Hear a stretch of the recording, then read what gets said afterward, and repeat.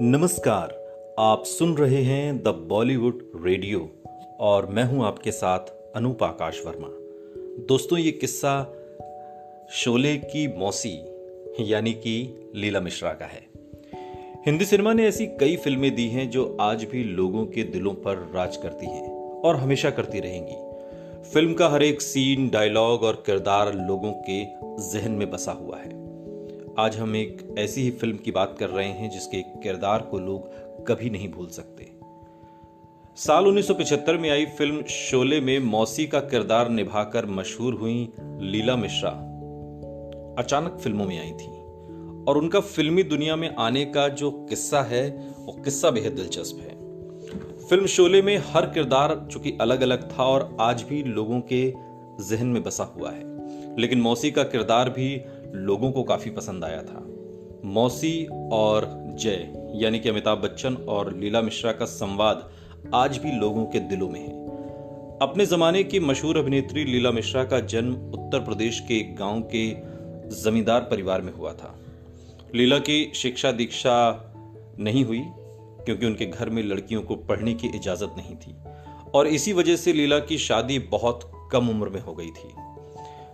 लीला मिश्रा की उम्र सिर्फ 12 साल रही होगी जब उनकी शादी बनारस के रहने वाले राम प्रसाद मिश्रा के साथ कर दी गई। शादी के कुछ ही सालों के भीतर लीला मिश्रा मां बन चुकी थीं और अपनी जिंदगी के 17 वर्ष पूरे होने तक लीला मिश्रा 2 बच्चों की मां बन चुकी थीं।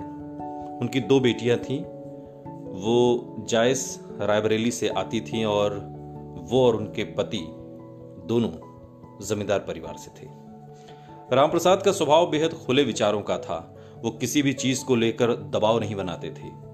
लीला भी, उन्होंने अपने फैसले लेने की लीला को पूरी आजादी दी थी। लीला के पति रामप्रसाद अक्सर बॉम्बे आया जाया करते थे और वहां कश्मीरी नाटकों में काम किया करते थे। बॉम्बे में ही रामप्रसाद के एक दोस्त थे जो कि दादा साहब फाल्के की फिल्म कंपनी में काम करते थे। एक दिन वो रामप्रसाद के घर आए और उन्होंने लीला को देखा और उनकी खूबसूरती और भोली सी सूरत देखकर उन्होंने अपने दोस्त रामप्रसाद को लीला को फिल्मों में काम करने की सलाह दी। पहले तो रामप्रसाद ने इस बात के लिए साफ इनकार कर दिया, लेकिन फिर मामा के समझाने के बाद वो मान गए। इसके बाद रामप्रसाद और लीला दोनों ही बॉम्बे के लिए रवाना हो गए। वहां पहुंचकर दोनों ने अपनी अदाकारी शुरू की। फिल्मों में काम मांगने के लिए इधर से उधर भटकना शुरू किया।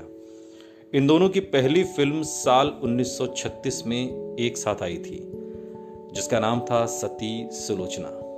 इसमें रामप्रसाद ने रावण का किरदार निभाया था तो लीला ने मंदोदरी का। इस फिल्म में काम करने के लिए लीला को उस जमाने में 500 रुपए मिले थे। लीला मिश्रा बेहद खूबसूरत थी, लेकिन उन्होंने कभी कोई लीड रोल नहीं किया।